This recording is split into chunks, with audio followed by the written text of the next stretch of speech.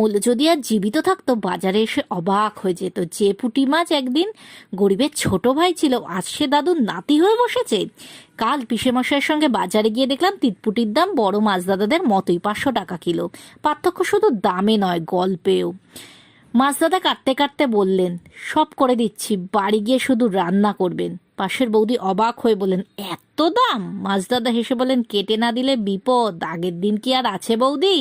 নিজেরা কাটতে গিয়ে পিত্তথলি ফাটিয়ে দেন, তেতো পিত্তরস মাছে লাগলে আর স্বাদ থাকে না, আর বলেন মাছ খারাপ।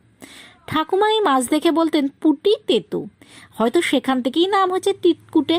ফেরার পথে শুনলাম পিসি কালো জিরে আর কাঁচা লঙ্কা দিয়ে পুঁটি মাছের ঝাল করবেন। মনে হলো সত্যিই দুঃখ ছিল। সে যদি গরম ভাত, আলু সেদ্ধ, পুঁই শাক আর পুঁটির ঝালের স্বাদ পেত, তাহলে ভোলাকে বলতে পারতো, বড় মাছে নয়, ছোট মাছেই আছে শান্তির স্বর্গ।